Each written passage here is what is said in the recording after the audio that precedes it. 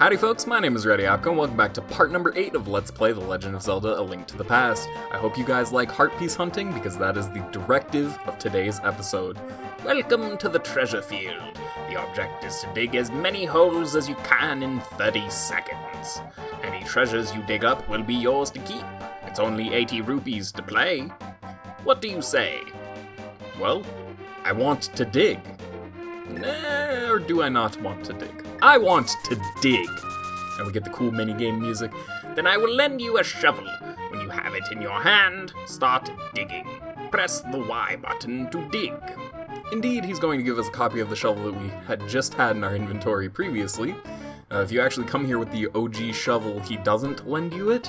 You have to use your shovel. It's actually kind of a cool thing. But the shovel is replaced with the flute as soon as you grab it. So, getting into the actual specifics of this minigame, this minigame is an absolute hassle, and I'm hoping to get it done. Wow, 3 reds on the very first go. That is really, really nice. So, the digging minigame is an RNG-based minigame, which I have famously terrible luck in video games, typically. Although, wow, it is being really generous with these red rupees today. You can occasionally, well, most of the time I would say, actually make your money back from playing this minigame, so it's not too terrible. Although, if you don't get the reward on the earlier attempts, resetting every time? Wow, I could not think of that word for whatever reason. Resetting every time is kind of a hassle, because you have to reload the screen in order to get all of the holes off of it. I'm guessing that he's resetting while we're going through the screen transition. He's quickly filling in all those holes, putting in more rupees. So you can see that I actually made a net profit from this, although even making a profit from this, it's still really arduous to go through and dig all of these holes one by one every single time. It's not the most fun thing. So if I remember correctly, which don't quote me on this because I foolishly did not actually go read the article, even though I had read it just a couple of days ago. There's an article about this minigame. If I'm remembering correctly, the way that it works is that the heart piece, which, spoiler, we're here for a heart piece, kind of said that at the beginning of the episode. The heart piece that you can get from the digging minigame is not completely RNG. It's not, like, it doesn't have a chance to spawn on every single hole that you dig.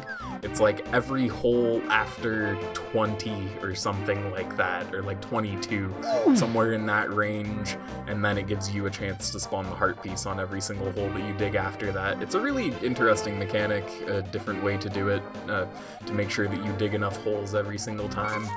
But I really couldn't tell you that I really enjoy this. The very first time that I had Let's Played this game as a 13-year-old, way back when, in this channel's very early beginnings, way back then, this took me an entire 26 minutes just to do this minigame. It was one video all on its own, and it was 26 minutes of me digging, and it was not entertaining. I had no idea how to properly carry my voice to actually be entertaining.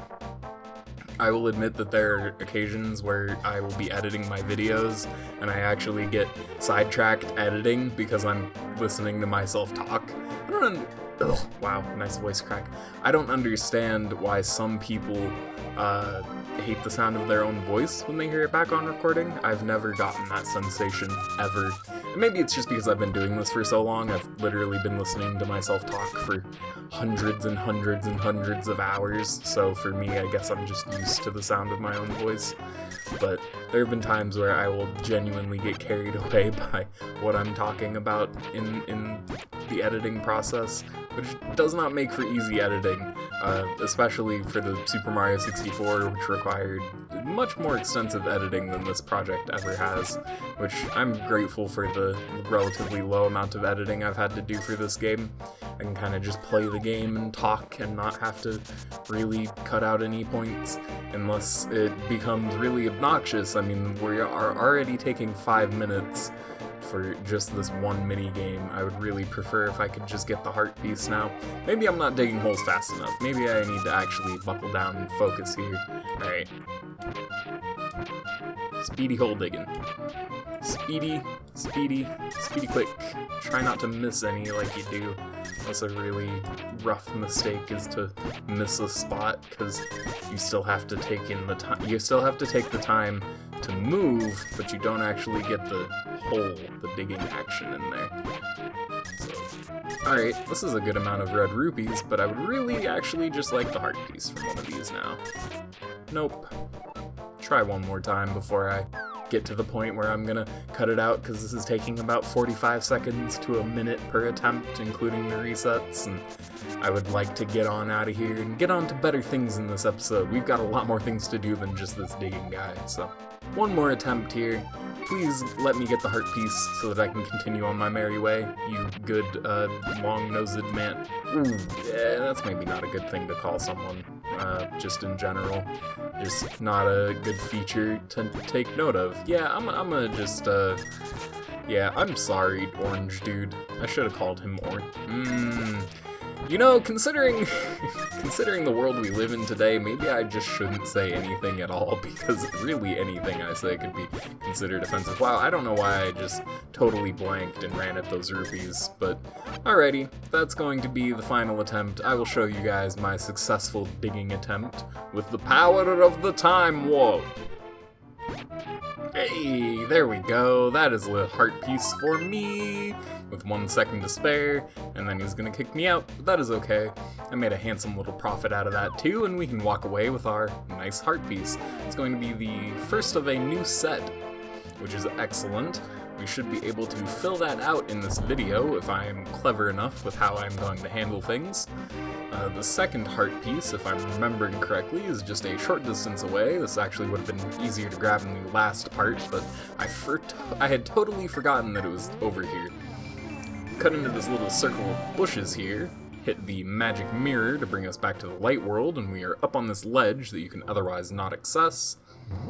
And another piece of heart, just right there for us. What an easy one to grab. And we've got a couple more easy ones to grab as well, actually. Going to nicely round out our life meter with a 12th heart. Which again, I will never stop reiterating that the Dark World is hard. Enemies hurt. They hit you very, very, very hard on a lot of occasions. So it is in your best interest to get as many heart containers and pieces as possible. I hope that the way I say that word, I don't know what it was. I was listening to myself during one of the Mario 64 recordings, and I heard myself say interesting, and I couldn't help but hear it as one of my friends on Discord has their nickname set as Inch Resting. Like, it's supposed to be, you know, haha, a funny joke, but I'm stupid, and for whatever reason, whenever I say the word interesting, it comes out as interesting in my brain now, and so that's why I say that word all weird. Interesting, you know, enunciate every bit of it. Get the teeth, tip of the teeth, tongue in the lips. You guys know how it works. So we're gonna play a nice flute for this weather vane. I have no idea how you would figure this out normally. I genuinely don't understand. Wait, he tells you to take it to an old man, and the old man tells you. I'm sequence skipping because I wanted to get the duck. That's the duck. He's a helpful duck, and I'm going to demonstrate to you how pretty much immediately. Using our duck pal and the flute while in the light world, we are able to immediately teleport to one of 8 points throughout the world. This is super useful. Don't have to do any of that saving and quitting business anymore to be able to get in and out of things, or to be able to fast travel? That was the word I was thinking of. I don't understand why the words that I did say in the first place came out. Well, actually I do know the reason, but I think I'm going to refrain from sharing it for the time being. I think that it is okay to, that's gonna be a little secret between me and me for the time being. How about? So, our third heart piece that we are going to be coming across in our adventure is only available after you have defeated the evil wizard Agahnim. Agahnim! I'm not exactly sure how you're supposed to properly say his name, but once you got the Pegasus boots, you can dash right into this tree here, and you can fall down this tree stump. I always thought this was one of the cooler areas to get to in the game. it's just really neat to be able to access an area through a tree stump. And am I still good on fairies? I am still good on fairies. So let's go ahead and move on from here, grab our heart piece. That's going to be 3 of 4. We've only got 1 more of those to collect before we are looking at finishing off. No, you know, I mean, if I'm going to be cutting out parts of that digging attempt, we've only got so much left. So in that case, I am thinking, yeah, let's do that. If I'm remembering correctly, it is at this point in the game that you can do a little bit of sequence breaking. I'm pretty sure you have to do the Palace of Darkness first, as the first Dark World dungeon. I don't think you really get an option in that, because nothing else is accessible to you. But I'm pretty sure as soon as you defeat that dungeon, that if you are clever enough, that you are able to access a lot more than just dungeon number 2, which is very easy to get to from where we're at. But I'm trying to remember the exact route here through the Lost Woods, which I'm again going to remark that I like the shadowy effect here, but I really do miss the super cool Lost Woods theme. It's such a good theme. This is where I entered the Lost Woods, is it not? Did I not just... yeah, I'm not the smartest man in the world. Exit out the same exact entrance that you came in. Okay, what I'm trying to find here, if I'm remembering correctly, is a little alcove area that you can only reach through the Lost Woods, at least from this direction. You can approach it from Kakariko Village at the bottom, but only once you actually have an item from there, if I'm remembering right. I may be 100% mistaken, now that I'm thinking upon it deeper. Ah! I got hit by the thief. He's stealing all my stuff and my rupees. Not that I particularly need any of it. I get so much of that stuff for free on a daily basis. Alright, I believe it is right through here. And now that we've... no, I think that this... oh yeah. Alrighty. Cool beans. Well, you can access this way earlier than I thought you could. I thought you had to do dungeon number 2 in the Dark World, but as it turns out, as soon as you have the hammer, you can indeed come through the Lost Woods from the top there. And this is going to let us do a little bit of sequence breaking, which is actually really exciting. I was not anticipating being able to do this, if I'm being 100% honest with you guys. My plans for this video were just to collect 4 heart pieces and get the chicken for fast travel, and that was basically my plans. But now that we have discovered this super secret way into the Dark World from the top, we can actually get right into Kakariko Village, you know, the Dark World version here, which is a very spooky place. And there's something that we can do here actually right now. As you can see, I'm right here on the map at dungeon number 4. It is contained within this statue, and I might as well... no, I might as well actually save that for later. Telling you how to get in there, save that for when we actually decide to, you know, get in there. But what we've got over here is actually going to be another minigame for another heart piece, so I'm gonna get this heart piece instead of the one that I had planned to get. It's going to work out for me in the end. Still gonna manage to get 4 of them. Pretty swell deal. So, hi, may I help you? You can open 2 chests for 30 rupees. Why don't you play? What will you do? So this is a much more annoying minigame. At the very least, the digging minigame, you almost always profit, but in this case, you can get random crap like arrows, the piece of heart that I was here for. Yeah, yep, that's my retribution for taking so long in the digging minigame. Wow, that is super cool. Just walk right out of here with... I was almost hoping that would actually take longer, because I am not 100% sure what I'm going to do with the rest of this episode's time now. I would hate to make another very short video, see if we can't get some other stuff done before we get out of here. Wow, that is really hilarious. You know what? We have enough time. Okay, sequence break tip. This is the hot sequence break tip of all time. You can enter Dungeon 4 early, as I'm displaying here. And while you don't really want to go all the way through this place, there is a certain item that we would like to collect, and I don't really remember the route there, so this is going to be a little bit of stumbling around to try and get the item that I'm attempting to grab. But if we can actually get it, it will let us do a really cool sequence break that I learned way back in the day. I don't even remember the dude's YouTube username at this point, but he had done a Let's Play of this game and shown me this really cool sequence break. You can get the compass early, isn't that so exciting? No. What we're actually here for, I believe, is right over here to the left. This chest at the very beginning of the dungeon is indeed the big key, which is really exciting. So with that big key, we can indeed go for this dungeon's item. And since I have the compass, I should be able to see where it is. No? Or maybe I need to get the dungeon map in order to get that. I'm not 100% sure. What that little yellow glowy dude thing did to me was turn me into a bunny wabbit, as we were in the Dark World before we grabbed the Moon Pearl. It's really kind of an annoying effect because it makes you unable to fight anything. You put your sword away and can't fight you cannot fight as a soft pink bunny rabbit. And it is really annoying because they tend to put a whole bunch of those transforming things into these later dungeons. I don't know, they just got really hype about it. I'm not 100% sure what is up with that.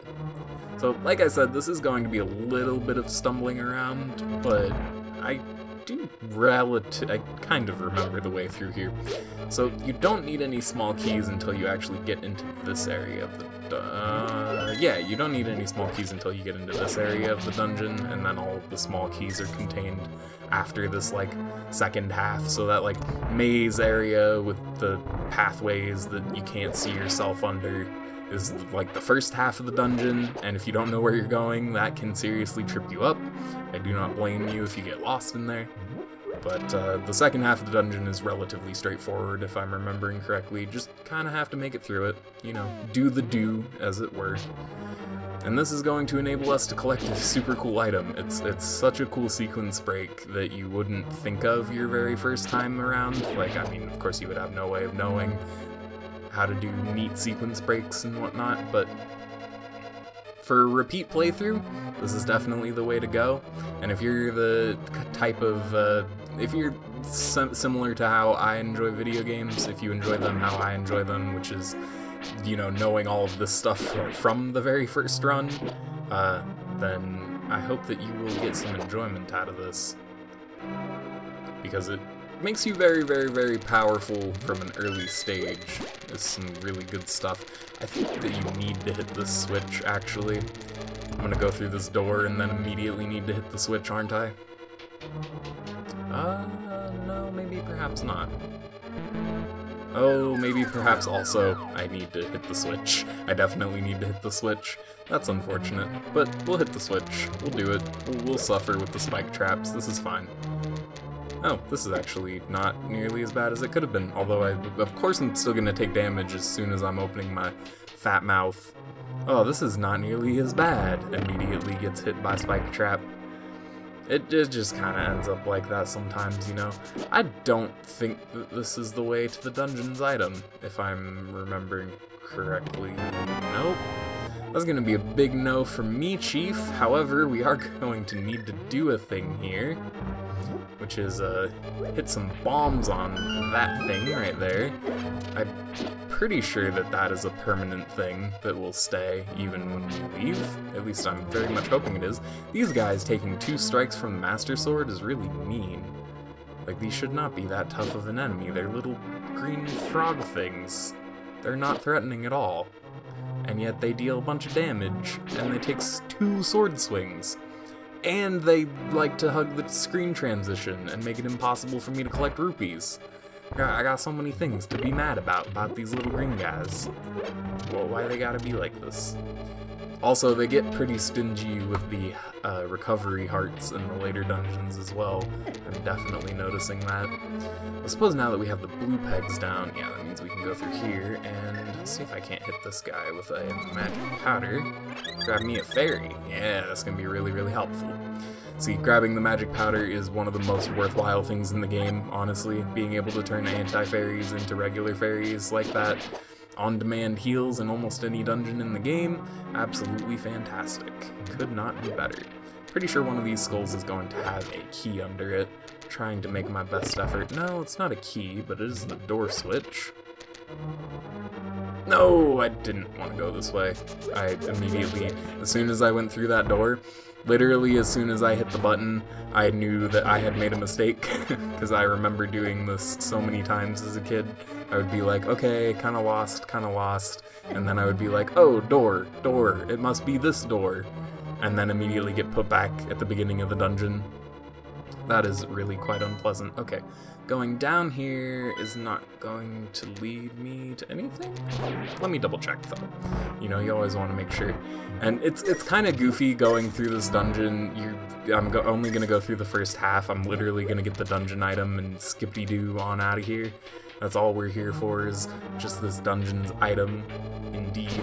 I believe I can lift this, right? Okay, good. Can move on through here without too much issue. And then it's just over to the left here, right? Top left here. You do not want to go through that door. Top left there is just a trap room.